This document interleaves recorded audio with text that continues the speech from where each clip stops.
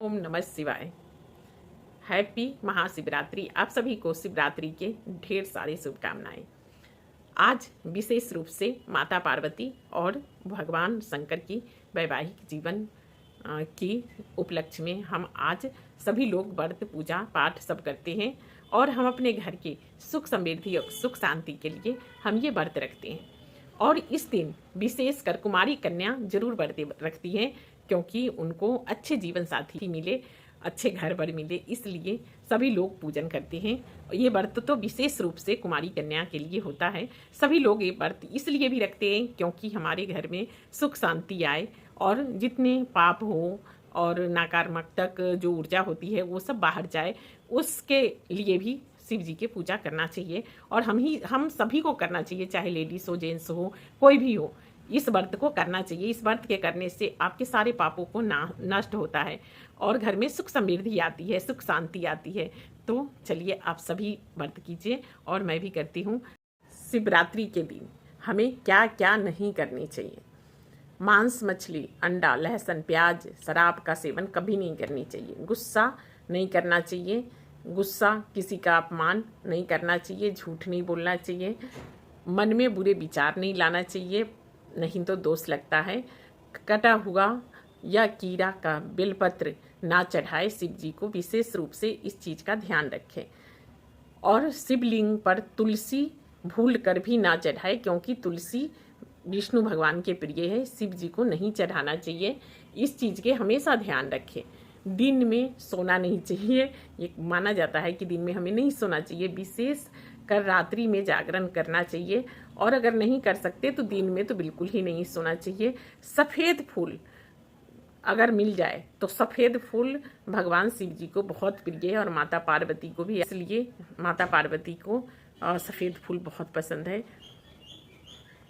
और शिव जी को। शिवरात्रि के दिन शुद्ध मन, वाणी और कर्म से पूजा करनी चाहिए, पर भगवान शिव शीघ्र प्रसन्न होते हैं। इसलिए शिवरात्रि के दिन तुलसी के विशेष कर ध्यान रखिएगा कि शिवलिंग पे तुलसी ना चढ़ाएं। एक पटरा ले और उस पे पीला कपड़े बिछा दे, बढ़िया से अच्छे से बिछा दे, स्वच्छ कपड़ा हो। उसके बाद अक्षत लेंगे। अक्षत को हम थोड़ा सा आसन की तरह फैला देंगे। उस पर थोड़ी सी पुष्प, फूल जो भी हो आप फैला दीजिए। वहाँ माता पार्वती और भगवान शंकर के फ़ोटो हो आपके पास तो फ़ोटो रख दीजिए, मूर्ति है तो मूर्ति रख दीजिए। उसके बाद हम स्वास्तिक बनाएंगे। थोड़ा दिख नहीं रहा है, जैसे स्वास्तिक बनाते हैं वैसे स्वास्तिक बना ले। और इस तरीके से ये ज़रूर हम करते हैं क्योंकि ये माना जाता है कि ये गणेश जी के प्रतीक होता है। तो स्वास्तिक जरूर ही बनाना चाहिए। कोई भी पूजा पाठ हो उसमें ज़रूर बनाना चाहिए।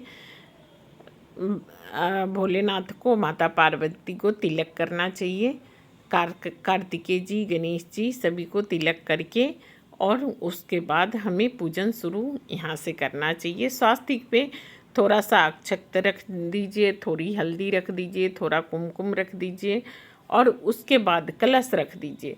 कलश के कंठ पे मौली जरूर लपेटना चाहिए, क्योंकि खाली कलश नहीं बैठाना चाहिए, इसलिए कहती है कलश पे जरूर करना चाहिए।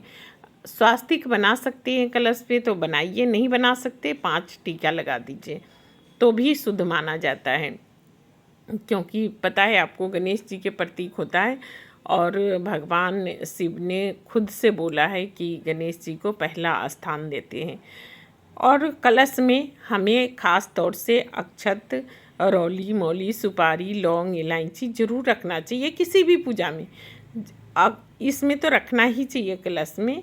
ये सारी चीज़ें फूल वगैरह रखकर कलश के स्थापना करना चाहिए। अगर आपके पास पान के पत्ते हैं, आम के पत्ते हैं 5 तो वो लगा दीजिए। अगर आम के पत्ते नहीं हैं, अशोक के पत्ते लगा दीजिए। अशोक के पत्ते नहीं हैं, पान के पत्ते लगा सकते हैं आप। अगर मेरे घर में पान के पेड़ है इसलिए मैं पान के पत्ते उसी में से तोड़कर यूज करती हूँ, तो मैं पान के पत्ते लगाई हूँ कलश पे। कलश के ऊपर एक थाल, कटोरी या प्लेट जो भी हो उसमें आप चावल रख दीजिए भरकर। चावल रखने के बाद उसके ऊपर आप चाहे तो नारियल रख सकते हैं, नहीं तो दिया भी रख सकते हैं।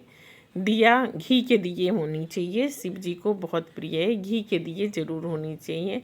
माता पार्वती और शिव जी को आप कलेवा से भी कर सकते हो, नहीं तो मैं तो चुन्नी लेकर आई हूँ माता पार्वती के लिए, चुन्नी लाकर वहाँ माता पार्वती को ओढ़ा दी हूँ। उसके बाद हम जो भी लाए हैं श्रृंगार के सामान वगैरह, तो वो भी हम चढ़ा सकते हैं। पहले हम फूल माला चढ़ा देंगे। माला चढ़ा दिए हमने शिव जी और पार्वती जी को, जयमाला तो होता है ना, तो माला चढ़ा दिए। शिव जी को बहुत पसंद है वाइट फूल, इसलिए मैंने वाइट फूल लाई, वाइट फूल चढ़ा दिए। माता को पीला चढ़ा दिए। उसके बाद श्रृंगार के सामान हम चढ़ा देते हैं माता के, क्योंकि आज के दिन माता के शादी हुआ था, शिव जी और माता जी के शादी हुआ था, तो इसलिए हम श्रृंगार के सामान ज़रूर चढ़ाएंगे। और कोशिश कीजिए कि 4 बजे के बाद ही पूजा कीजिए, क्योंकि शिव जी और पार्वती जी की शादी हुआ था, इसलिए हमेशा ध्यान रखना चाहिए कि चौघरिया के बाद ही पूजा करना चाहिए। और बेर तो आपको पता है, बेर तो विशेष रूप से रखना चाहिए। उसके बाद अगर आपके पास शिवलिंग है तो एक प्लेट लीजिए, बड़ा सा लेंगे, एक छोटा सा प्लेट लीजिए और उसमें शिवलिंग को स्थापित कीजिए। शिवलिंग को स्थापित करने के बाद सामने नंदी महाराज को ज़रूर रखना चाहिए। त्रिशूल है, त्रिशूल भी आप रख सकते हो। उसके बाद पहले हम गंगा जल से शिव जी को स्नान करवाएंगे, उसके बाद दूध से स्नान करवाएंगे।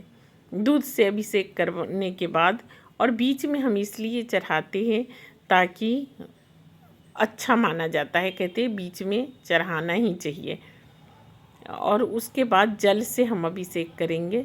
जल से अभिषेक कर लिए, उसके बाद हम बाकी सारी चीज़ें चढ़ाएंगे, क्योंकि यहाँ माता और पार्वती जी के हो गया पूजन। अब हम शिवलिंग के पूजन करते हैं।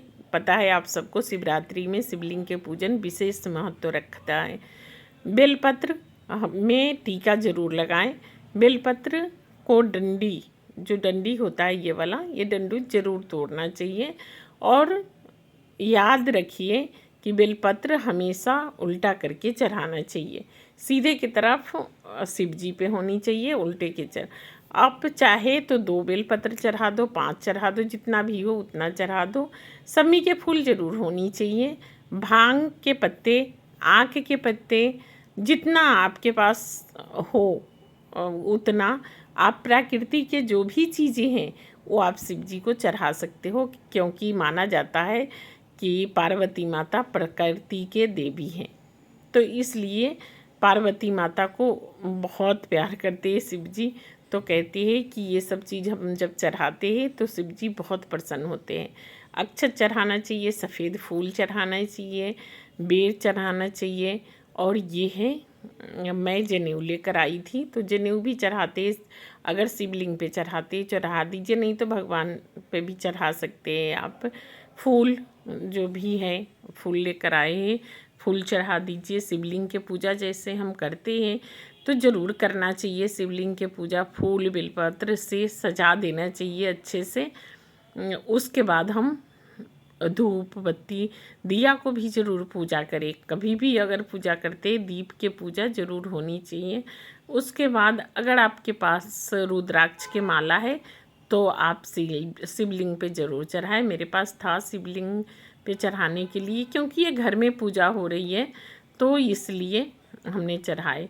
अंत में हम 21 रुपया 11 रुपया जितना भी हो आपको, आप ज़रूर चढ़ाएं, क्योंकि लास्ट में हमें 11-21 रुपया दक्षिणा रखने से संपूर्ण माना जाता है पूजा। फल फ्रूट जितना भी आप चढ़ा सकते हो। और कलेवा हमें पहले चढ़ाना चाहिए था, मैं भूल गई थी इसलिए अब चढ़ाई हूँ।